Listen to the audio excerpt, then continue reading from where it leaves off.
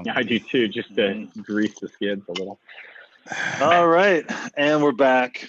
Shit, my shit isn't even set up. Dave, edit this out. There we go. Cut this. Cut. And in 3, 2, 1, and we're back. And miserable. So what will largely turn into probably just the three of us bitching about our fantasy football teams. This is the Pinehurst 2020 fantasy recap. Postmortem. Also known as Fantasy Football Festivus. I have a lot of problems with you people, and you're going to hear about it. Yep. So basically, I'm just going to be reordering my mortal enemy list. Some changes at the top. But, the same old people will be up there. You can count on that. But where should we start, guys? We got a nice little recap going. I guess we should congratulate the winner, Wallace. Let's just go ahead. Fuck yourself. Let's all fillet Wallace for his trouncing the league this year. Mm-hmm. Nice job, Joe. Cup the balls. Very Well proud. played, You should be fucking proud of yourself. Yeah. You know what I would say the big disappointment for Joe Wallace is how they lose 4 games, right? That's a problem. There's cracks in the armor. We're coming for you next year. Yeah. Spin zone. Spin zone. Well, just a quick observation on how he pulled it off. Hulkhan's managed to post top score in the league 6 times in 16 weeks. And it was a little bit of a slow start. If you look at the back half of the season, he was all over the top point scoring leaderboard. This guy ran away with all of our money this year because when he wasn't first for the week, he always finished in the top 4. I didn't go back and look at how often, but I think this guy cashed almost every single week. The Traz boys ended up second with 3 top scores for this season. So nice job getting some money back to buy diapers and whatever Craig buys now that the boys are all out of diapers. And then Bill Cosby Sleeper and DJ Booga Sugar with his top score last week. Those guys both posted top twice. And then 3 other franchises, Sin City, Mac Attack, Lord of the Slums, and my turd of a team all posted a top score once. So we had 5 franchises that didn't make it, including you 2 guys. So really nice job. But, at least you advanced deep into the playoffs where some of us took the playoffs off. But, Hulkhan's really, once he kind of sorted it out after the first 4 weeks, was just a buzzsaw for basically the entire league for the final 12. So nice job. We'll get all of the accounting knocked out here in the next couple of days after we figure out who takes home money in week 17. Did you know? What else do we have to recap? Did you know Wallace only scored under 205 points twice this season? Twice. Yeah. And one was 195 points. He had a stinker in week 4 at 164, but outside of that, he was at or above 206.6 points every single week, which league average, I think, was right around. It was usually right around between 200 and 210. That's crazy. It was just that's consistency. That's the kind of consistency you would expect for somebody who takes it, damn near wire to wire. Pretty well done. And as we saw in our other league, front runners, they don't always emerge as the champions. Glenn, man, fuck him. Oh, anyway, back to so did anybody top Joe Wallace in an individual week? Do we have any recognition for our best and worst franchise performances? It was week 1, Andrew, right? Crazy. Yeah. Only time we saw 300 points in the season. Yeah. Yeah, nice job. Top score of the season, and he got the 13th loser bracket winner pick there, so that was nice. He ended up being the number 2 scoring team in the league. Yeah. So he did get fucked over real bad in the playoffs, but the system kind of worked out how it was supposed to, so he got an extra pick out of it. So not a total loss. Yep. Do you want any money? Nope. There'll be no money. But when you're dying on your deathbed, you will receive total consciousness. I got that going for me. Let's talk about how bad busing sucks for a few minutes. Yeah. Called him a fraud. Early on, I called him a fraud. Now, wait a second. In his defense, we called him a fraud from week one, and that dude made the playoffs. And we have some very, very good teams that didn't make the playoffs. 3 teams that all of us thought were going to make the playoffs that didn't, and he made it. So the Steelers are going to make the playoffs too. All right, frauds make the playoffs all the time. Someone from the NFC least is going to make the playoffs with a losing record. So who do you think? I think the football team. I think it's going to be the. I think it'll be the football team too. But to be clear, Bussing didn't win a horrible division. You did. Bussing walked in as a wild card with the top performance, one of the top performances among all the also Rams. Mm-hmm. So now you guys can bury him because he did put up some unbelievable stuff. Yeah, how did he do in that first week against me, who won the worst NFC least? 119.8 points that week, I believe. 186.4, but he tripped over his dick. All right. Oh, that was week 15. I'm sorry. Yeah. Yeah. Nothing like coming into the playoffs. I'm not too good at reading, guys. I started off 2020 as a decent reader. Now I got nothing. I can barely function. It's spiraled out of control. Yeah. But anyway, yeah, in week 15, after his demoralizing defeat at the hands of the Strantz division winner, Bussing didn't mail it in. It's not like he started multiple players who didn't play for the week like I did. No, he just turned in league worst stinker, 119 point something. It was just brutal. Is that the worst score of the year? Oh, by like a wide margin. He had the other worst score somewhere in the 140. Yeah, 148. Yeah. Yeah. Hey, I took my skate off and tried to 30. stab a guy with it. Yeah. Bussing. We didn't call your name. Most penalty. Better luck next year. All right. Yeah. But obviously wrapped around some of those horrifying performances was a good enough season to back into the playoffs and a little bit of playoff recognition money. So congratulations. Loser. Hulkans is a piece of shit. That's the next heading on the show. Screw that guy. I mean, seriously, fuck that guy. We all knew it was coming based off of his taxi squad at the end of last year. Remember, like we looked at it and we were like, "This is a fucking problem." And I think he's done it again, hasn't he? Isn't he? I'm looking right at it. He's got Swift on his taxi squad. Yeah, he's got it again. Yeah, it's just one guy. Really good depth management. I mean, he's almost to the point where now Joe's definitely going to be cutting good players, though. Yeah. So, just to close the loop on worst performances of the week, the crown will go to my dumpster fire of a crash landing team after a 5-0 start, managed to post worst score of the week 4 times down the stretch. And that was the most by any franchise. So I really sucked it up. Spared Bussing that indignity. So you are like the Chicago Bears of this league. Yeah, something like that. Really just and then I don't know. I mean, it's some kind of. I mean, it's definitely smoke and mirrors, and it's 2 seasons in a row. Last year, I was able to cobble it together. This year, it caught up with me in a bad way. So, and I really don't have much hope for the future. But say Libby.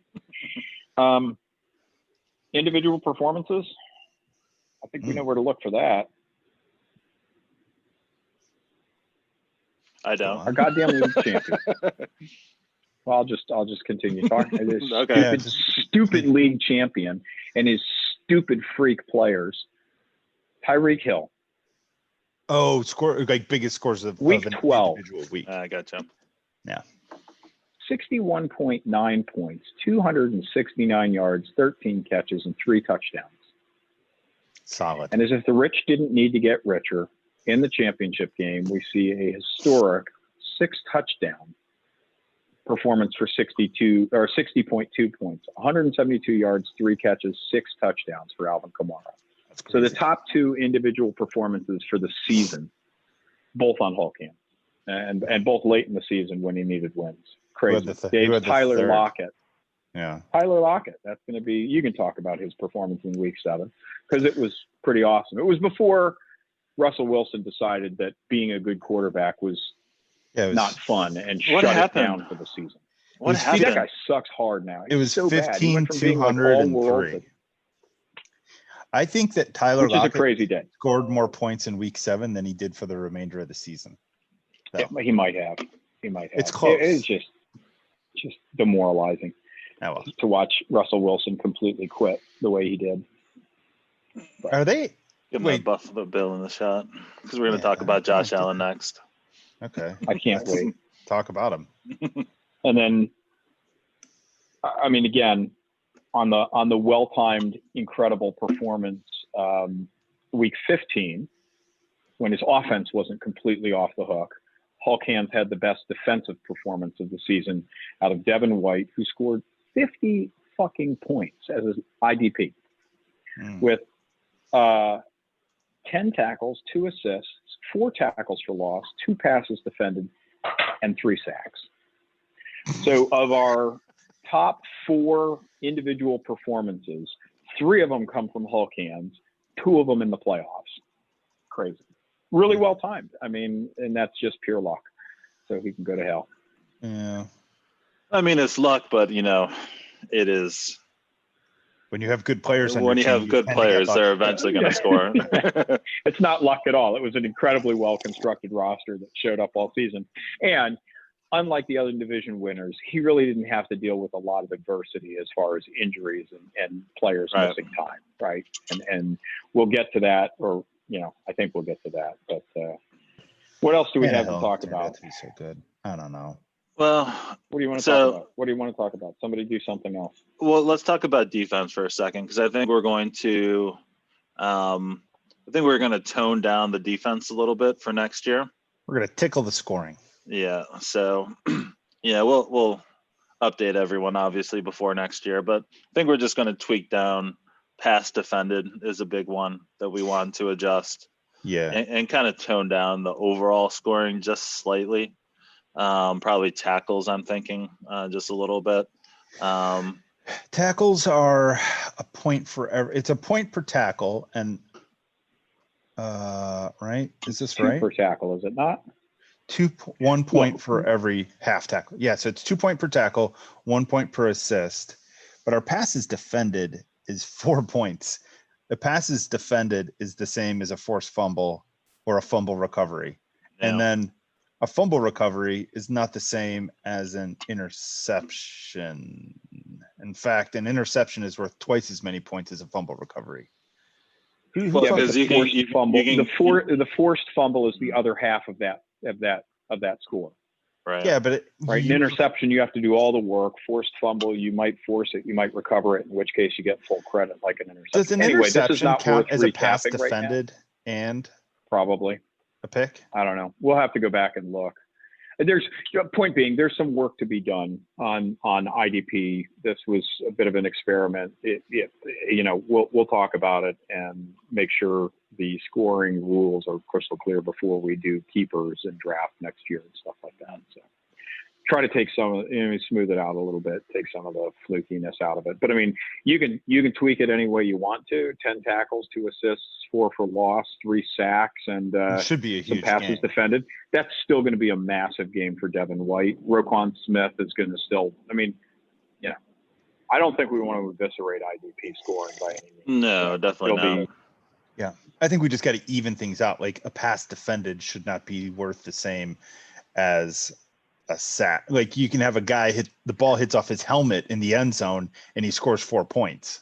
It's like, well, I think we could talk about this offline and then maybe get a big group Zoom to discuss the options and then lock something in during the offseason.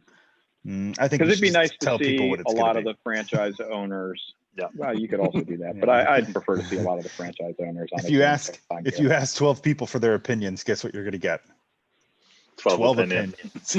You can still reject all those opinions in an oligarchy. If we're going to do that anyway, why don't we just do the old Soviet method where it's like, hey guys. Yep, we lost them. I think the internet thought his point was so stupid it suspended. Jesus Christ himself came down and knocked his internet offline. Well, we may as well move on. We lost you there, Dave. All that was gone. You were frozen. But that was clearly the best segment. You were frozen for an extended period of time, which gave us time to speak ill of you. How about now? Am I back? Sadly, yes. All right, let's move along. Let's go. So these playoff picks that you outlined here, Mike, were these what we picked at the beginning of the year? This is, if you go back and watch the draft recap season preview, this is what you'll find. So that's some legwork right there by Mike. I appreciate that. Well, the game last night wasn't worth watching, so I entertained myself with this instead. My God, Florida, let's opt out. Just why don't you let somebody else play if you're not going to show up? That was freaking awful. What a fucking dumpster fire college football is. Well, there's holy shit. But $2.3 million when Florida showed up. Yeah, I know. And at least Florida could say all their best players didn't play. Just wait until tomorrow night. The best we got will trot out, and it'll still be a 50-point game. But still a be. All right, onward. So these picks weren't off the reservation, and I think the ones we missed on are you can explain those away with some pretty significant injuries. So. Yeah. So I had DJ Booga Sugar, Hulk Hands, Blackleg Craig, big injury there. Myself, Derry Sanders, and Sin City Mac Attack. So I got 1, 2, 3 playoff teams correct, and I had myself as a champ, and that did not work out. Looks like Mike had Hulk Hands, Blackleg, and Derry Sanders as the division winners, and Traz, Boogashuga, and myself, and Derry Sanders as the winner. So that didn't work out. But he had Derry Sanders, myself, Hulk Hands. So he had 3 as well. That was only 3. Then Dave had Hulk Hands, Blackleg, Derry Sanders, and the wild cards, Kenny Diggett, Sin City Mac Attack, DJ Booga Sugar.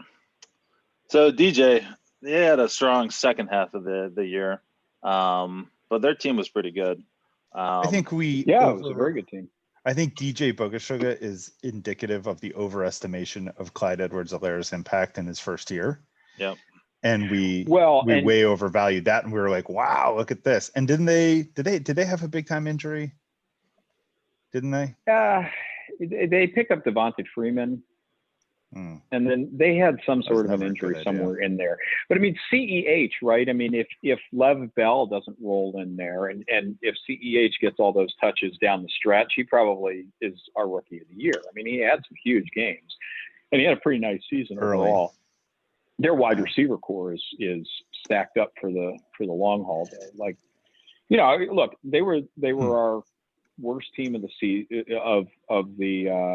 of the year last year. They had that early pick in each round, and they really made the most of it. I mean, I think they rebuilt their roster fast and strong, and they're poised for good. They had some stumbles, and they had the opportunity to knock off Bussing's team in that final week playoff in or out game, and they didn't get it done. But I think they'll be good. Yeah. But Lord of the Slum, back nines matter, and the artist formerly known as Hooked on a Thielen, we're not even given consideration or thought in our preseason picks, and we're the 3 wild card teams. So hard to pick it. And, obviously the Blackleg, I think everybody liked that roster. And he bumped along okay. He actually, made a push down the stretch to have a shot, outside shot, but a shot at the playoffs. And if you put Saquon Barkley on that team, and the Giants, are better as a result, I think he does potentially win that division. So. Well, and he suffered through the slow start of Lamar Jackson too, and that correct killed him. Yeah, killed him in that kind of weeks 2 through 9, where he was below 20 points. What, 1, 2, 3, 4, 5 times below 20 points? Lamar Jackson, nah, man, that ain't gonna work. It was brutal. So, he did what he could to manage through that, and I think that if he gets a healthy season out of Saquon someday, the rest of that roster is going to be good enough to make him tough to tangle with. And then, Mahomes was the man. Lord of the Slums really rode Mahomes hard, who was our top overall quarterback. And that made him, a contender there in the Arnold Palmer division. And I don't know. I mean, I continue to look at Bussing's roster and just kind of want to speak ill of it. But for 2 seasons, he has kind of stayed in the hunt and, without a huge amount of star power, he's putting good teams on the field for 2 seasons now and finally got into the playoffs this year. And, it was a surprise, but pretty good. Yeah. I mean, look at that roster. Breeze had a nice year, right? But he was Eckler didn't play for almost the entire season. I mean, the running back core is just there's not a guy on it that you're like, oh yeah, there's this slam dunk guy, especially if Eckler's not playing. Yet, DJ Chark didn't show up this year, but he had Crowder, huge year. McLaurin's a stud. I don't know. I look at that roster and I just still don't quite. I mean, Roquan Smith was huge. He's got a great defense, right? He's got a great defense. His defense carried him. Yeah. But, if he can hold on to the defensive studs and put some more pieces around it, could be good. Yeah, we'll see. Anyway, we didn't know what the hell we were talking about, but the obvious ones we got right. Derry Sanders, Hulk Hands, Kenya Diggs it. 3 of our 4, championship bracket finalists. We saw that coming back in August. So good on us. Yeah, not bad. Good job by Diggs to fight through some wild injury issues that he had. I mean, yeah, I don't think anybody had a more singularly impactful injury than, I guess, probably Blackleg with Barkley or me. Well, but even me, with both of you guys. But I got here's the craziest thing too. If you want to talk crazy McCaffrey stats, he played 3 games this year and scored 101.4 points. So he averaged 34 points a game in the 3 that he played. Yeah. And he went out with an injury. I mean, it's insanity. But I mean, assume he's 25 points a week, and I'm up there with 2 of you guys. I mean, that's 2 of the top 3 running backs on most boards, right? I mean, I don't know. I mean, obviously Derrick Henry had an enormous year, but because he doesn't catch as many passes, right? You might wonder about Derrick Henry, but that's 2 of the top 5, hands down, running backs, and they played a total of 3 games this year. 3. I mean, Saquon went out in the first quarter, didn't he, against the Steelers? The second week, I think. Or second quarter. It was week 1. It was a game against the Steelers, didn't he? Was it? I think so. I don't know. Whatever it was. I mean, those 2 guys didn't play in more than a couple of quarters for the whole season. So those are game-changing injuries. But yeah, it was week 2, I think. Yeah, week 2. Yeah, because we jammed him up. He didn't do shit against us. 12.6 points. Yeah. So 6 rushing yards. Back when the Steelers defense was good. Don't patronize me with that Bills shirt on. All right, I fucking had enough.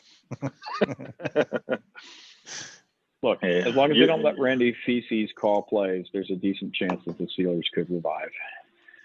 I think Mike's the whole process. I think Mike Smith is finally on to something here with firing a coach, because that OC seems to be completely clueless. He's lost. Well, and he's lost his mojo. Difference. Okay, look, whatever. The difference between that team when Fiechner calls the plays in the first half against, for example, the Cowboys or the Colts, and I know there's another game in there that I'm not thinking of, but they can't move the ball. They look completely horrifying. And then they flip the switch. They take football team. The football team. But they turn off his microphone. He's not allowed to play anymore. Ben calls plays, and all of a sudden they're dynamic again. So, whatever. Do we want to do worst beats? Do we want to do season awards? What do we want to do? I love worst beats because it makes me smile and laugh. But if we can go through those bad beats, especially because Diggs is on the back end of 2 of them. I'll take week 1, and I'll bring you into the mindset of the Big Katt a little bit. Week 1, Mike Smith here has revenge blood match against my mortal enemy. I lose by 0.1 points. It was embarrassing. After all the shit you talked in the preview. I was gonna lose it, honestly. I was gonna lose it. I think that's my favorite part of the season. All right, so the second worst was in my division. DJ Booga Suga in week 7 matched up against Bussing, and the back nines matter. 179.9 to 176.9. So really, when we're looking at average scoring of over 200 points, neither one of those teams deserved to win that week, but somebody had to get it, and it was Joe and Danny who took down Bussing in week 7 by a whopping total of 3 points. And I believe that was a scoring change victory too. That might have been. I think you're right. Yeah, I think Bussing mentioned that to me when we were talking about watches. I think I remember that, like when that happened, because I had seen the one team win, and then they scoring adjusted it like Tuesday into Wednesday, I think. Mm-hmm. And right. I was texting with That's Bussing. a big scoring adjustment too, to go from winning to losing by 3 full points. So pretty brutal. Bad beat. You just scored 200 points. He couldn't have caught up, the adjustments, but whatever. Well, this one brought a little smile to my face here. Week 15 losers bracket. Bill Cosby sleeper 216.9 over Sin City Mac Attack 213.1. Nice. Nice. Kid brother repping. A little revenge match there for him. Yeah, I appreciate that. And then the last one is week 12, Lord of the Slum, which I would lose to Mikey any day of the week. I don't mind it at all. 207.9 to 203.1. Yeah, that was an important, point. That win probably is the one that propelled Mike into the playoffs. Yep, and gave him a chance to essentially have a first round bye by getting to play my suck ass team. Big Katt, I don't know if you want to talk about this, but that week 1 loss, I just went through it. It was you went into Sunday night with the lead, and it was a 13-point performance by Landon Collins of the football team that took you down. Well, I believe in that week I started. So it was a slow death, dude. It was a slow death up to that 10th of a point. I can't imagine. That's horrible. Fun. Yeah, I started Teddy Bridgewater, right? You did. You started Sweaty Teddy and Kyler Murray. That's what all the experts said to do. Bench your fucking stud. There was a 7-point delta between Sweaty Teddy and Kyler. Dude, Kyler that week was ranked like quarterback like 21 on like the weekly rankings. Your draft, that's sexy. Trust yourself. And I was still gonna play him too. In the last minute, I fucking the stinker tinker, and I fucked myself. Much to the amusement of the entire league.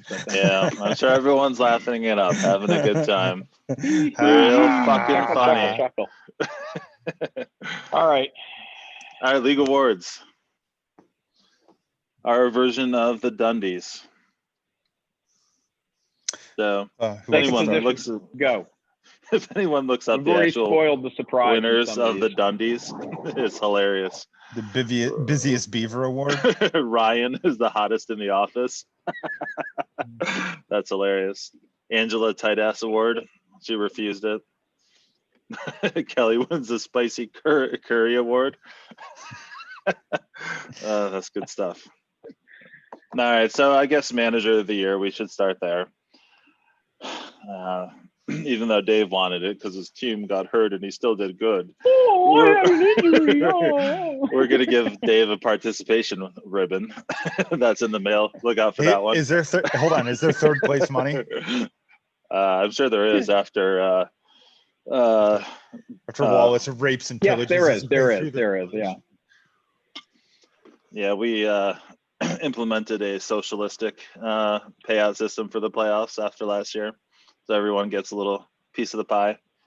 Yes. So that's good. It's a playoff bonus structure. It's intended to incentivize continued performance. It's perfect for the way that things have gone after the 2020 election. This is it. See, we're all going to give a piece of our winnings to the people that couldn't figure out how to win. Are we sure the finals weren't hacked by the Russians? I think I won. It was the I'll Chinese. get my legal team who on made that. it look like the Russians, and then they shot the vaccine, and then you fell in love with Kamala Harris. Fuck. Boom. Oh man, we're Big Katt, so fucked. did you line that hat with tinfoil, by the way? All right, Joe Wallace, nice job, dude. You crushed it. I mean, he mangled the league. Yeah, Scoring he mangled the league. out of control. What did he have? Like he had over 10% more points per week in the league. That's like nearly impossible to overcome that. And then the level of consistency too is a testament to the bench that he built and what he did with his decisions last year on his taxi squad, not to activate Big Katt, and I think he had like 2 other guys that are probably good pieces on his team. I mean, this award, it's almost like a 2-year award for Wallace. So, I mean, really well done. Really well done. Mm-hmm. Fuck him. Asshole. Oh, so what do we got for Rookie of the Year? This was a debate, the big debate, because we have Rookie of the Year Justin Jefferson, right? Who's like the legit looking Rookie of the Year? What about Justin Herbert? Because he came in with pedigree. We're just talking about fantasy football, not real football. So fantasy football wise, but Herbert, I mean, does he need to be in the conversation? I think Herbert, absolutely. And I mean, I think that, both for his fantasy team, because he's on Beaver Tamers, if I'm not mistaken, both for fantasy purposes and as a Chargers fan, I think if they can get rid of Anthony Lynn or get anyone to teach him how to win a one-possession game, the future looks pretty bright for Big Dom. I think Herbert might be the real deal. I like the way he plays the game. He's good, but he can't be Rookie of the Year in this league because Dom kept him hidden on taxi all season, so he's out. But he's fine. Ineligible. Yeah, all right. But Dom did. I believe that Dominic did play a role in our Rookie of the Year, if I'm not mistaken. Yeah. By making a late draft trade. Fuck you, Dom. It's just the best 18th round pick in league history thus far. Mm-hmm. Sneaking up on it, over the course of 2 years. I believe that James Robinson's 18.4 draft position, finishing the year as RB4, I think. Yeah, that's what it says in the yearbook. That's a keeper. 280.4 points. Yeah. Put it in the skin box, and let's see how he does catch and dump off passes from Trevor Lawrence next year. It should be pretty good. Even better, hopefully, in the future. Theoretically. Yeah, so I won the pick before on 18-3, and I was like, no one's going to draft James Robinson. I've never heard of this guy, and he's an undrafted rookie. So I'm going to go ahead and grab Tyler Eifert because he played at Notre Dame. And then I'm going to get James Robinson on my next pick. Fucking trade of the century. I think the other Rookie Better of the Year. luck next year.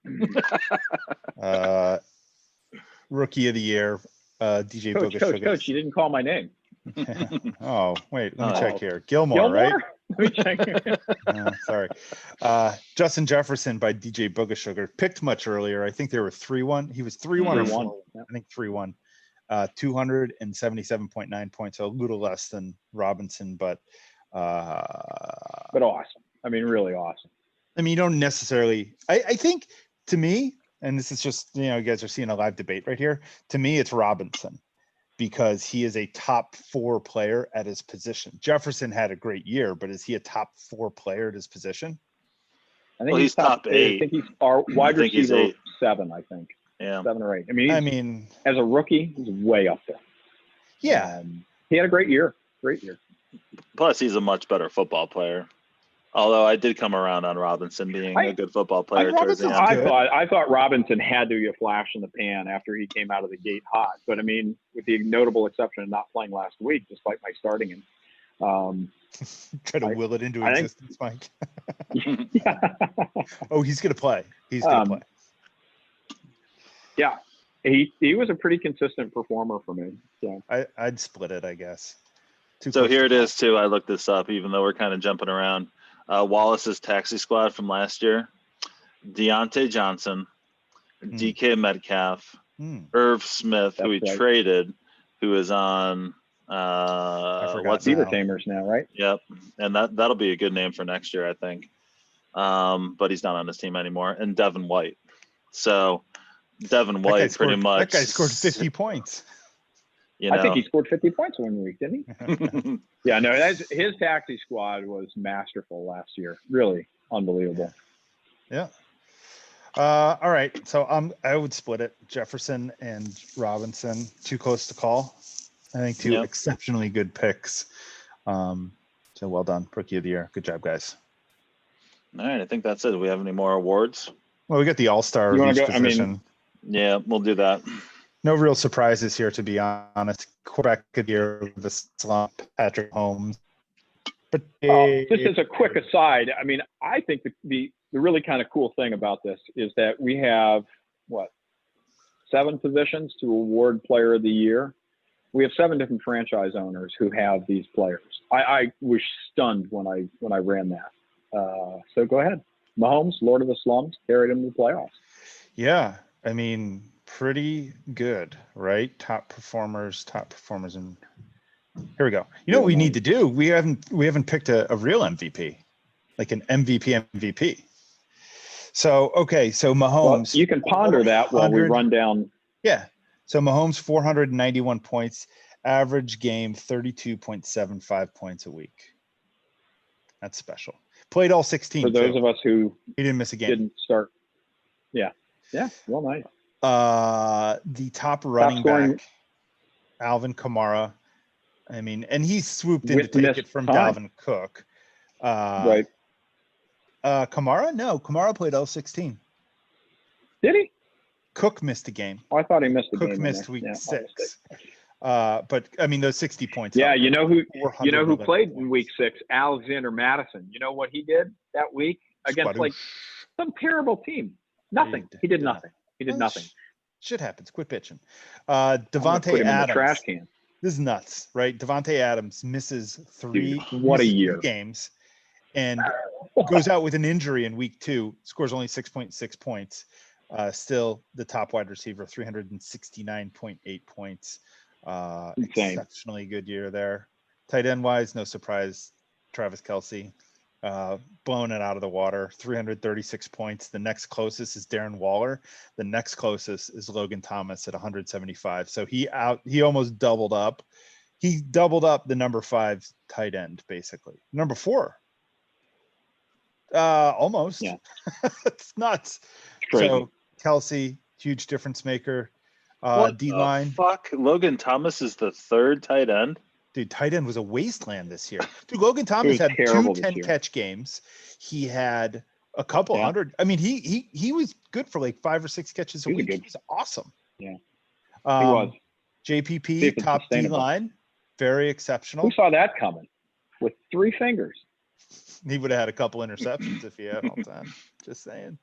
He totally dropped one last week. Did you guys see that? I was watching the game. He fucking dropped an interception, and I could just like envision the announcer being like, "Ah!" It's hard to catch like this. I know. He was like, "Don't say it." He's like, "Oh, pass defended by Pierre Paul." Like, oh, it's just a couple fingers. So be careful if anybody actually isn't dealing with horrifying rain today, and you're going to fire off fireworks. Be careful tonight. Yeah, safety first, kids. Yeah, and JPP. Roquan. Yeah. Nice, real nice. Well, wait a second. Then let's recap. Right, Hulk Hands obviously holds Kamara. Bill Cosby Sleepers was the beneficiary on Devontae Adams. I'm squatting on Kelce, and everybody can continue to try to trade for him, but it's not happening this year. Maybe next year. And you also had Big Cat. You have JPP. No. Mm-hmm. Nice. Yeah, Derek had Pierre Paul. Linebacker. Back nines matter. So Roquan and really, I mean, like that was a surprise to me. I thought that some of those Tampa linebackers who were so productive consistently would be the guys, but White was number 2, and he was only 4 points behind Roquan Smith, but there was a big drop off to the next guy. Joe Schobert was 13, 40, 45 points back. Oh yeah, great year. Right. But Smith did it all, right? He had 97 tackles. Solo tackles, 17 tackles for loss. 7 passes defended, only 4 sacks. So he did it all. He's kind of like in the field of play. He wasn't like a big flash. He was just consistent. What's that guy? Brutally consistent. Indianapolis, Leonard. Like Darius Leonard last year. Leonard would just get 13 tackles a game and just be unstoppable. So very nice. And then really defensive back. For back nines matter. Yeah, back nines matter. Good job, Brossing. Blackleg Craig, Jordan Poyer, my boy, Derek's boy.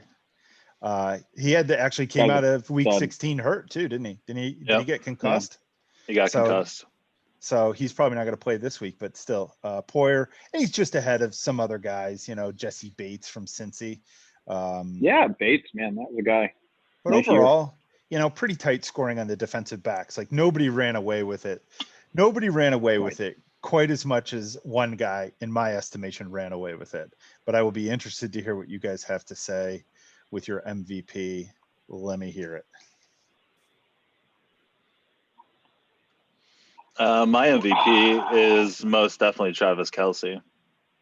I mean, I'm a little torn between Adams and Kelce, but because there's so much elite depth at wide receiver, I'm going to have to go Kelce. I mean, for me, he's just such a huge difference maker. If you look at the rest of my roster, it really is discouraging and demoralizing and pretty terrible by and large. I mean, Kelce was the only thing that kept my team afloat down the stretch, and having consistent performance in a position that was so hot and cold this year across the league was, a difference maker. Obviously not enough to do anything productive in the playoffs, but I mean, that guy's the only reason I made the playoffs. So while there were better performances, I think, at other positions, those other positions were clustered around a bunch of other great elite players. Kelce was the only guy who really set himself apart from the entire league. Yeah, I guess it was unanimous then, because it was a no-brainer for Kelce. Think of it this way, right? He was so far ahead of the other tight ends, but even if he was a wide receiver, he'd be wide receiver 4. Wide receiver 4. The only pass catchers that scored more points than him were Devontae Adams, Tyreek Hill, and Stephon Diggs. And Diggs only got him by 8 points. So incredible. Like he's the most valuable individual player in fantasy football this year, bar none. Mike, hold on to him. I'll trade your first round pick for him. Oh wait, I don't have one. Okay. Hey, let's do it. I'll send you Antonio Brown because apparently he's worth a first. I'll send you 2 first rounders. Yeah. You got 2 firsts? All right. Let's deal. Let's take this offline. Let's take it offline. Let's collude offline, guys. I mean, if we're being honest, Kelce is kind of, I feel like the CMC for next year. He just hasn't been hurt for so long. You figure he's going to have to miss some time soon.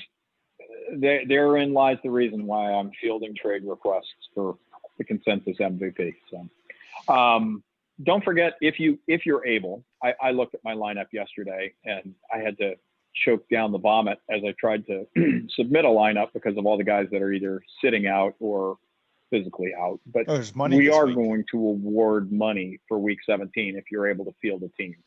So settle son lineup. Of a bitch Wallace was in there making grab yourself 50. Fucking guy. He's relentless. I mean, he's an animal. He's a machine. And he's freezing his balls off in Minneapolis. There's literally nothing to do other than try to steal another $50 from everybody. So good luck in week 17. Great season. I think another really good season. Yeah. I will go through after the games wrap up this week. I'll get all the accounting updated so you can see whether you're playing with house money or what it's going to look like next year. Wallace is going to be taking home most of our money because he buzzsawed the league for the entire season. But you will figure out what the final payouts are, which are contingent on the waiver spend pool and stuff like that. And we'll start working on some of the off-season things that we got to grind through. 11 keepers next season, or are we? It's 11. Yeah, I think 11. And remember, the guys on your taxi squad that remain taxi eligible for next year. So all rookies on your taxi squad can be pushed to next year on your roster on your taxi squad. But anybody that's a Right. first-year player on your taxi squad, you'll have to make the decision. So just as a keep in mind there. Right. A guy who's going into his third season. It's your rookie or your first or second year, right? Are taxi eligible for a second. Right. So if you have a guy that's a rookie, he's going to go on, he can push to your taxi squad next year. But if you're in a guy in his second year in the league, then he's either going to be a regular keeper or he's going to go into the draft pool. Right. So obviously, you know, before free agency and off-season arrests and suspensions, it's a little hard to construct a roster, but you can start thinking about it before you completely forget about fantasy football until next year. But it's been a fun season. Thanks to everybody for staying engaged, and we'll see if we get a third competitive year or if Wallace just blows us all out of the water. Well, if he wins next year, then we just kick him out of the league. Yeah, we'll kick him out. Yeah. Yeah, that's fair. So Joe, you're on probation. You've been warned. You're on warned. probation. You've been warned. You do this again, and you're out by consensus of the league. Yeah. And if you ignore us and you win next year, then you're out of the Pinehurst trip. Yeah, Boom. So pretty much. Problem solved. You're going to trade me DK Metcalf right now. For nothing. All right, boys. Good season. Good All time. right, guys. Well, Good yeah, stuff. it was nice seeing everybody. Happy New Year to everybody. Hopefully we'll get this thing Happy New posted Year. before the ball drops. Yeah, I'll get on it. All right, fellas. We'll see Love you you. next year. Love Bye. you.